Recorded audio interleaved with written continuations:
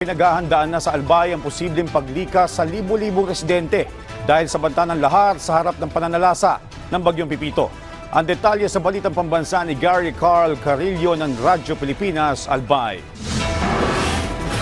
Ibinahagi ni Engineer Dante Baclao, Officer in Charge ng Albay Public Safety and Emergency Management Office, ang mga paghahanda para sa posibleng epekto ng Bagyong Pipito sa lalawigan ng Albay. Ayon kay Engineer Baclao, nasa 51,368 na mga pamilya o katumbas ng mahigit 172,000 na individual mula sa 11 bayan sa lalawigan ang inaasahang ililikas ngayong araw dahil sa banta ng pagragasa ng lahar. Paliwanag ni Baclao, nagmula ang nasabing datos sa nasabing karanasan sa mga nagdaang bagyo sa lalawigan. Samantala, aabot naman sa halos 400,000 na mga individual ang ililikas dahil sa banta ng pagbaha, habang aabot naman sa mahigit 168,000 na residente ang inaasahang ililikas dahil sa banta ng landslide. Mayroong mahigit 300,000 na individual naman ang target na ilikas dahil sa nakaambang banta ng storm surge dahil sa bagyo. Diin ni Engineer Baclao, mahigpit ang kanilang pagbabantay sa lakas ng bugso ng hangin at ulan na dala ng Bagyong Pipito. Gayunpaman, tiniyak niya na nakahanda ang lalawigan sa posibleng maging epekto nito sa iba't ibang sektor. Sa ngayon, puspusa na ang isinasagawang preemptive evacuation dito sa lalawigan ng Albay.